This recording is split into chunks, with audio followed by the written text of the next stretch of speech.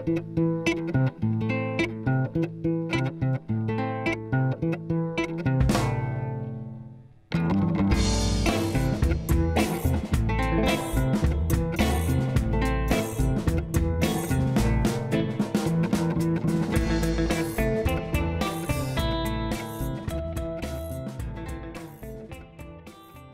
we're going to be talking about the state of cannabis in Pennsylvania, and Daylin actually sponsored the current bill, Senate Bill number 3, which is just about to get a vote in the Senate. Can you talk a little bit about where Pennsylvania stands with cannabis and what Senate Bill 3 looks like? Sure. Well, Pennsylvania, like a lot of states, is still sort of mired in prohibition, and you know, if your child is sick or if you are sick and you give them cannabis and you're caught, that's a crime, and you can be prosecuted, and in some cases imprisoned or lose your child or whatever it is as a result of that. So we're trying to change that. I introduced the bill a number of years ago because I was always for this, and the reason I sort of took it on as a crusade was I met a woman named Christine Brand, and she had a son named Garrett who had Dravet syndrome, which is a form of epilepsy where these kids seize like 100 times a day. It's just horrible. But there's a strain of cannabis that really helps them, as opposed to the FDA-approved medications, which are very toxic, very addictive, and not very effective. And so I introduced this bill, but in Pennsylvania, while we currently have a Democratic governor, we have a Republican-controlled legislature, and the party that controls the legislature controls absolutely what comes up for a vote. So I knew I needed some Republican to join me as part of this. And I found a great guy named Mike Fulmer, very conservative guy, but really a passionate advocate for this. And we introduced the bill. And the bill actually, it was amazing. Something that never happens in Pennsylvania or in politics generally happened, which is people actually changed their minds. When we introduced the bill, we had like 6 votes for it out of 50 in the Senate. When we finally voted on it last session, at the end of the session, we passed it 43-7, overwhelmingly.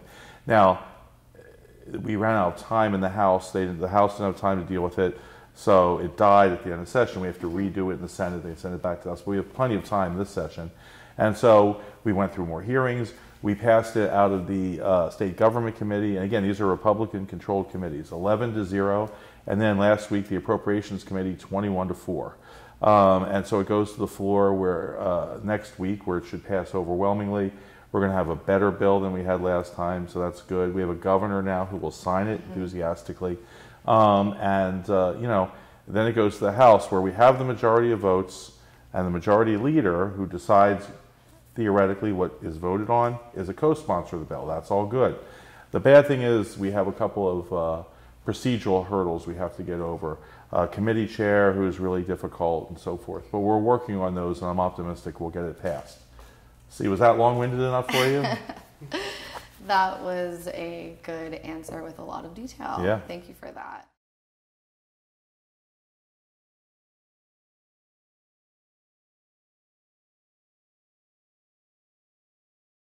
Now, I'm curious. I know that SB 3 prevents smoking, vaporizing, and edibles. Is that correct? No, well, see, that's the beauty here, Jess. Okay. The final bill is going to be different than the bill that's been going through the committees. There will be amendments at the last minute. I think there will be an amendment for vaping. There will be an amendment for adding conditions. You can have a full plant. You just can't technically smoke it. Technically, you can make your own edibles. Where there may be some attempt to put edibles back in terms of buying prepackaged edibles. There's a lot of concern about that, and I'm not saying all this concern is rational, right. But people heard these horror stories out of Colorado where kids ate Swedish fish that looked like their regular Swedish fish, right. And wound up in the emergency room. So there's some resistance to sort of selling edibles until we work that out. I can't promise that'll happen, but I think we'll have a bill with vaping and with every method of delivery that you would absolutely need in order to help the vast majority of people who need the help. Right. So this is good to know that the bill is in good motion, but how far away are we from it actually becoming a reality? Well, our hope is this. Our hope is that it passes the Senate next week, goes to the House. There's an important date in Pennsylvania, which is June 30th. It's the date that the one bill a year that has to pass should pass by under the Constitution. That's the budget. Now, in order to get the budget passed, there are typically lots of other bills that sort of get attached to it as part of a big deal, as part of a bargain to get everything passed. So we are hopeful that the pot bill or the medical cannabis bill will be part of the grand bargain, and we can get it done in late June, early July. But keep in mind, once we pass the bill and it goes to the governor's desk, he signs the bill, we still have a ramp-up process. So we have, first of all, we have to appoint a board, which is in the bill, a cannabis control board. They have to be confirmed. They have to meet. They have to come up with regulations. They have to come up with forms to apply for licenses. People have to take those forms, fill them out, apply for licenses. The board has to approve the licenses. The people then have to put the money into actually once you have a license, then you can build a grow facility. Once you do that, you have to plant plants and they have to grow. So the whole thing can take a while. I mean, in New York, between Governor Cuomo signing the bill and the first people getting help was about 18 months. Right. We're hoping we can do it a little more quickly here in Pennsylvania, but probably not less than a year. I mean, it takes a while, which is why I keep urging my colleagues to act quickly, because every day that goes by is a day that people are enduring needless suffering. Right. And do we know how many licenses Pennsylvania is going to be getting at this point in time? Or is that something that still needs to be determined? It's still being determined. There was some talk about 65 grow licenses, 65 distribution licenses, and 130 dispensing licenses, not distribution, processing, and 130 dispensaries, sort of geographically balanced. Just the dispensaries. You don't need the grow houses to be geographically balanced. But some people think it should be more. Some people think it should be less.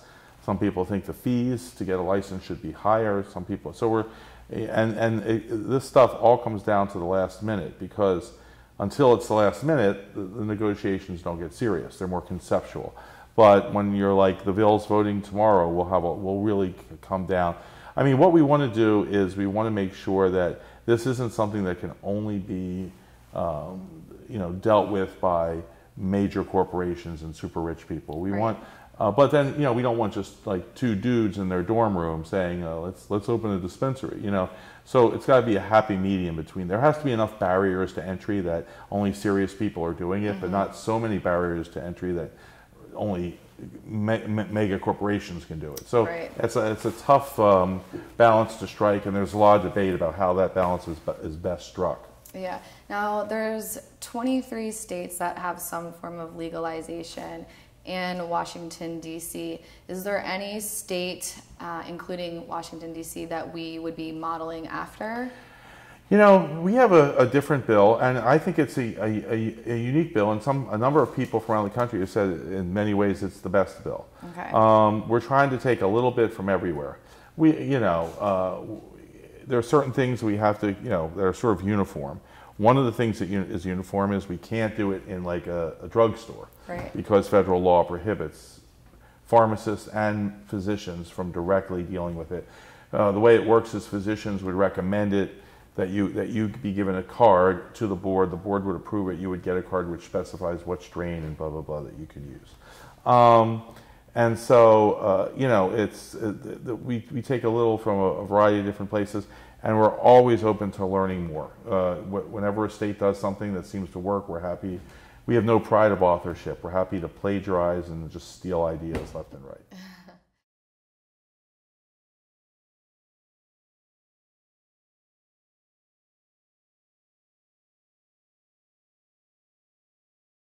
Now, you were in Colorado not too long ago doing some research.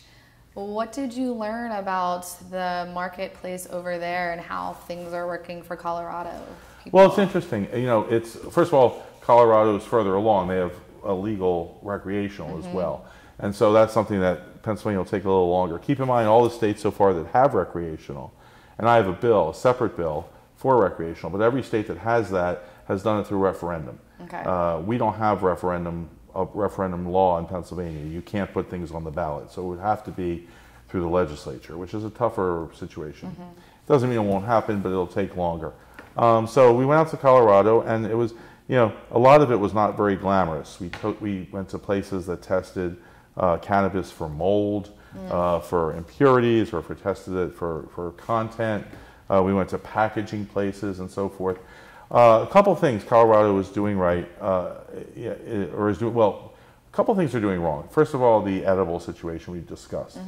There has to be a fix to that, and they're working on that in Colorado. Number one. Number two, they have this concept in Colorado called vertical integration, which requires if you sell it, you have to grow it, and if you have to, and some people are good at growing but not great at selling, and vice versa. That's true of the entire economy. That's just not true of cannabis. Right. And so we should allow more differentiation than they do in Colorado. And I think even in Colorado, they're coming to that point of view. They've come to that point of view. The other thing, and this isn't just Colorado, but the big problem we have is financially. How do we, under federal law, you can't get a bank account, you can't get a credit card. So it becomes an all cash business. People have, in the back of a dispensary, they'll have a duffel bag with $300,000, which is a terrible idea. It's a terrible idea from a tax compliance perspective. It's also a terrible idea from a, dude, we're going to get robbed perspective. Okay. Right. And so, and there've been some horrible stories about stuff like that happening. So we need to come up with a system where people can have reasonable financial tools at their disposal, like every other business does. Some people think that medical and recreational should be kept in separate facilities, whereas in Colorado they're not. They're like literally, this part of the thing is medical, you walk over here, it's recreational. I'm not sure how I feel about that. It seemed to be working okay. It does give some people the heebie-jeebies, look, if we're going to do medical first, we're going to have separation. We'll see. And in the meantime, Washington has a different model than Colorado. They went online in last June. And, Alaska and Oregon are going to have different models, which I don't even really know yet. D.C. is a very strange situation because Congress keeps trying to tell the mayor that she's going to go to prison, which is making everyone tense. Right. So, we'll see. And then next year there'll be 7 or 8 more states, I think. So, this is a new industry with a lot to learn, and we're trying to learn everything we can. Yeah, it's certainly all new territory that everybody's trying to navigate. Now, what about the people that are opposed to legalization? Who are they? What are their thoughts about this? And why do they feel like this is a threat? It's interesting. When you're talking about medical particularly, I think, and I've given this a lot of thought, because as I've often said when I speak on this around the state, most of our medicine comes from plants. The opioids come from opium poppies. Aspirin comes from a plant. Penicillin comes from, stuff you grow in a petri dish. So if this was a derivative of any other plant, the orchid, this could use some medical marijuana or something, but this orchid, it would be in every CVS in the country. So why is this different? And I wrote an editorial in the newspapers around the state called Fear of a Word, and it literally is fear of a word. When people hear the word marijuana, often, especially some older people, they lose the ability to think clearly. And why is that? First, parenthetically, marijuana, originally it was cannabis. It was called marijuana in an effort to demonize it in the 30s, because that's what Mexicans called it in Mexico, and they thought it sounded scarier to white people, so they started calling it that. But anyway, what is it? And the best hypothesis I can come up with is that for a lot of these people, it's sort of tied up in their brains with all these culture war issues. When you talk to some 65-year-old people, you say the word marijuana, they immediately think of, Jimi Hendrix and Jerry Garcia and people protesting the Vietnam War and women burning their bras and, all kinds of craziness. And it just freaks them out. And, I always say that, the average person who's uses cannabis now doesn't look like Jerry Garcia anymore. Right. They look more like Dick Cheney. This is not about hippies and about culture war issues anymore, and we have to unpack it in people's minds from that, because there's really no other rational reason to treat it differently. I mean, I get emails. I got this one woman who sends me, she's against it. She sends me emails like once every week and a half, and she's like, she'll send me an article about like some kid who got stoned and fell asleep, and the kid he was babysitting crawled out and got hit by a car or something like that. I'm like, I always say, for every article like that you can send me, I can send you 1,000 articles about people doing dumb things on alcohol. Right. Okay? Including a state senator who was just charged with drunk driving after he smashed his motorcycle up this weekend. And so, we're not talking about going back to prohibition and banning alcohol. It's just there's no rational reason to take a substance which is far more benign than alcohol, far less intoxicating, far less, there's no lethal dose.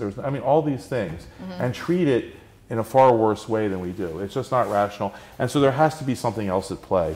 And I think what's at play for most of these people is just a weird association with things they don't like. Now, that's not true of everybody. There's some people who are against it because they make money on the current system. Right. Private prisons, for example, make money on the current system. Pharmaceutical companies make money on the current system. If smoking a plant will make your pain go away, you don't need to buy OxyContin, which is not good for the OxyContin people. And then there's certain alcohol interests that are against it because they think it'll cut into their business. So, but so it's like anything, it's complicated. But I think those are some of the factors at play. Right. Now, I have a really interesting advertisement from Florida, and Florida was voting for medical last November, and they needed a 60% vote in order to pass the law. And they got, I think it was either 56 or 57%. So majority of state citizens said yes, but because it wasn't 60%, they couldn't pass it. And this photo comes from the campaign against Measure 2. And I'm going to show this to you, and I want to ask you what you think about it. And I'm also curious to know if you can speak to who's funding these campaigns and any other thoughts you might have about this particularly. Yeah, this is an ad which claims that marijuana leads to date rape, which is just, it's according, the ad is difficult to tell who's paying for it exactly, but it's an insane argument. I mean, again, I don't know which one, what percentage of your audience has actually used marijuana, but I think that's another thing. Like, if you want to ban something because it leads to date rape, ban alcohol. Yeah. I always found when I was younger, if I wanted a woman to be more interested in me, I found giving her alcohol or letting her drink alcohol was much, making someone sort of paranoid and nervous was not really helpful. So I didn't, so it just didn't seem like, it seems like I mean, people don't pass out from marijuana. They do from alcohol. People don't, forget, it's like a roofie. You forget what happened to you. I don't even know what the theory behind that is. Yeah. And so, on the other hand, if someone is that bad of a person, if they're smoking pot, they're probably, again, you'd probably rather have them smoking pot than alcohol, because if they smoke enough of it, they're probably just not going to want to bother. Right. It's just like, the last thing you want to do when you've had marijuana is get in a fight or get in a big argument about something. You're like, no, talk about it later. Yeah.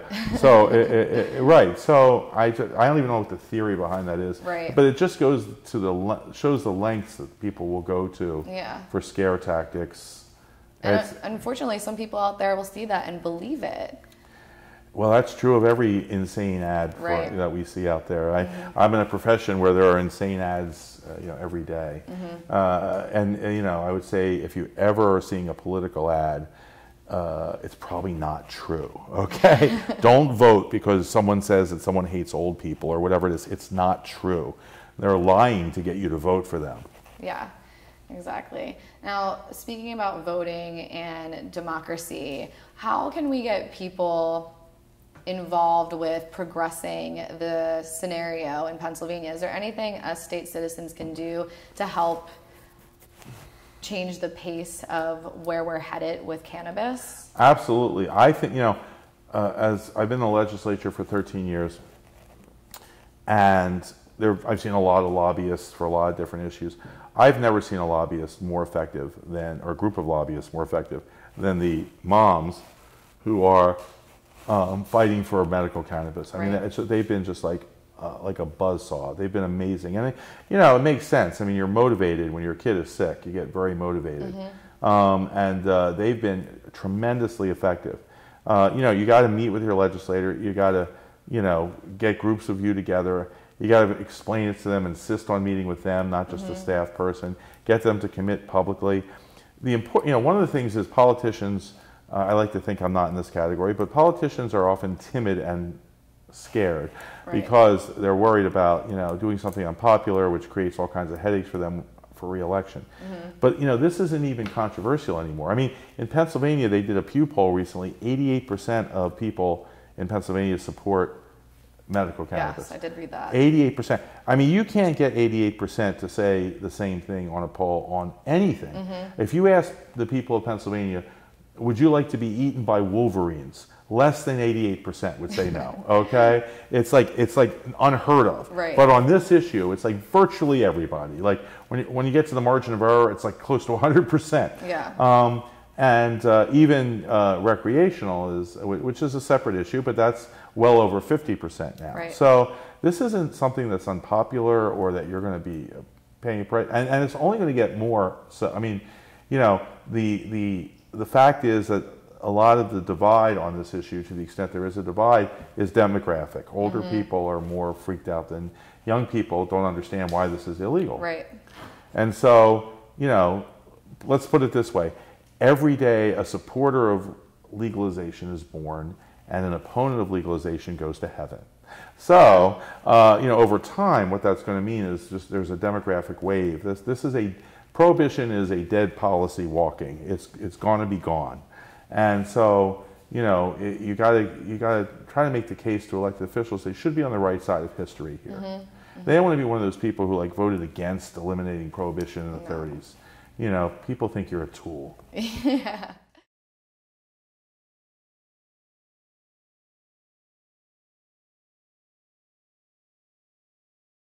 What does regulated cannabis look like in Pennsylvania, and how do you see it helping the state's economy? Oh, well, it helps the state's economy. Again, medical and recreational are separate, but they share some things. First of all, it creates an entire new industry. It creates growers, it creates processors, it creates dispensers on the medical side. On the recreational side, it creates all of those. Plus, it creates burrito shops and paraphernalia stores and T-shirt shops and just all the ancillary services. All the ancillary stuff all over them. So there's that, and then there is just direct tax dollars that come from the sale of cannabis, which can go to funding schools or building roads or tax cuts, if that's what whatever it is that you think is important. There'll be money available for that. So it's just a huge benefit. We see that in Colorado. Plus, in Pennsylvania, we wouldn't be putting 25,000 kids a year or people, but mostly kids, into the criminal justice system. That'll save hundreds of millions of dollars. So I mean, there's just on so many levels and from so many sources, there'll be a lot of benefit to the state's economy, a lot of benefit to the state's treasury. There's really no downside. The other thing is it'll stop. We want to stop ruining lives. Prohibition ruins lives. I know people. I've met them. You're in college. You're getting straight A's, but you're caught selling a joint to your college roommate for a concert. You're charged with a crime. You're expelled from school. Your academic career is essentially over at that point. For the rest of your life, when you apply for a job, you have to check the box that says, yes, I've been convicted of a crime, which makes it very difficult to get a job. Yeah. It's just it is, you know, it's just horrible. Yeah. What it does to people, and that's what makes me perhaps the most angry about the whole thing.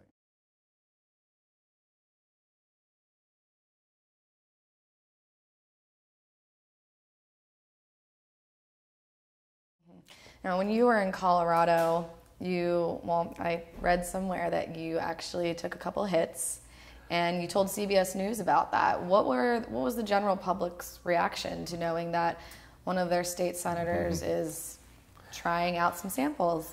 Well, you know, first of all, let me explain why I did. I did smoke a lot in college and high school. Not less in college. I sort of tapered off in college, but high school it was a lot.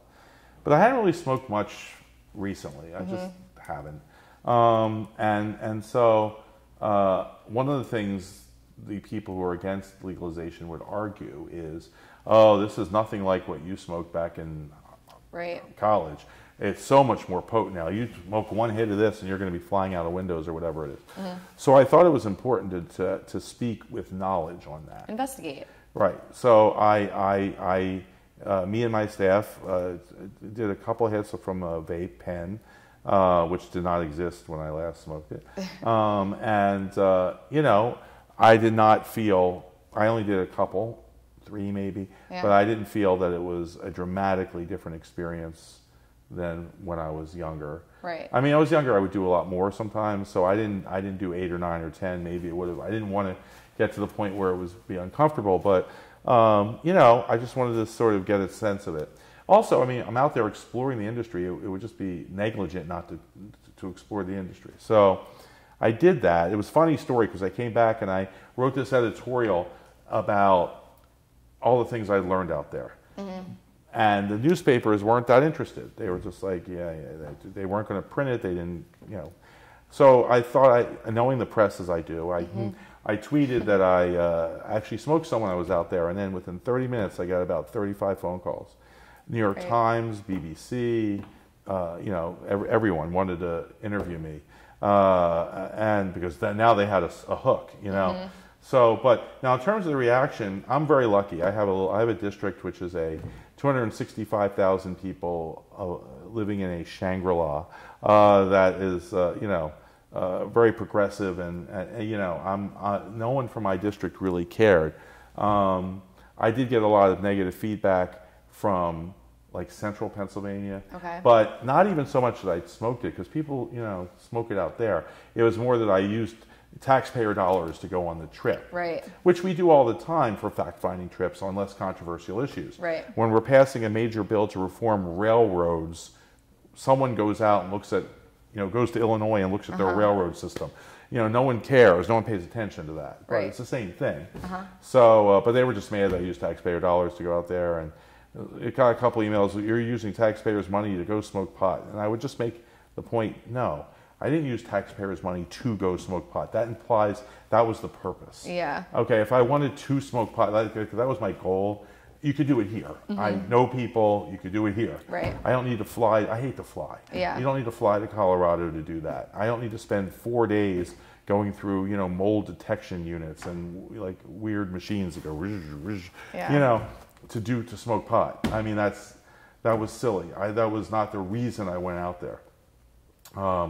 But I think it's important to be honest, and I was, and I always try to be. So I put it out there, and there. But it's also important, I think. One of the things you have to do when you talk to people is move the tectonic plates in their brain.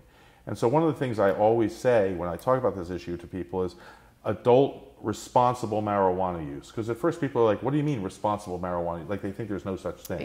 It's like responsible crack use. But you know, eventually they sort of think about it, and there is. And there's not responsible crack use. That's not what I'm saying.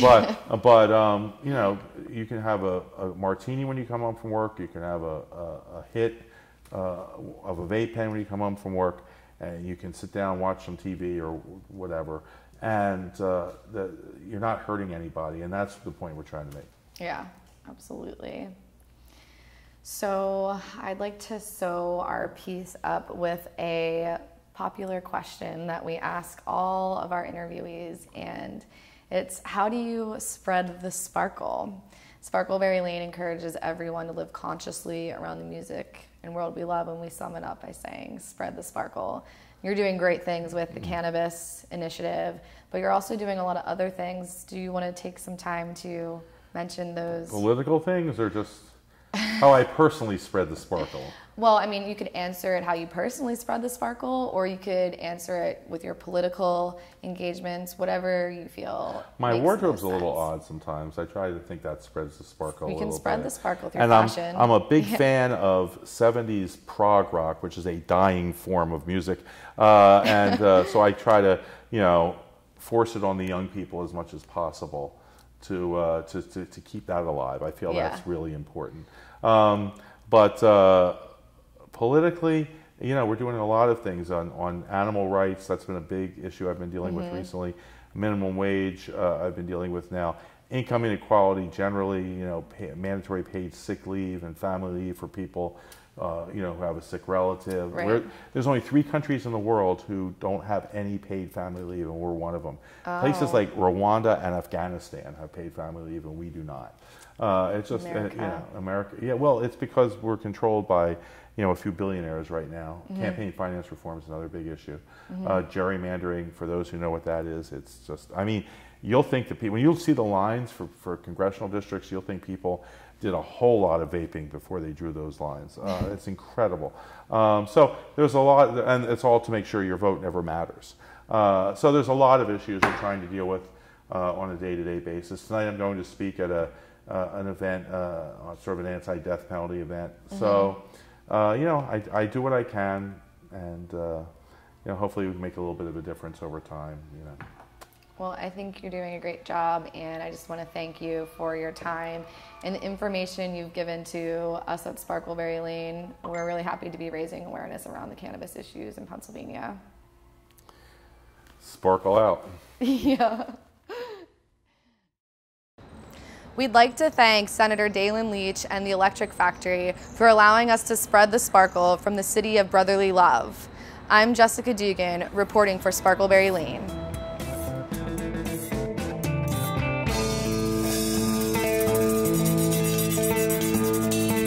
They lump all drugs together. It's not going to work. Pot and crack. Hey, dude, don't put pot in the drug category. It's an herb, man.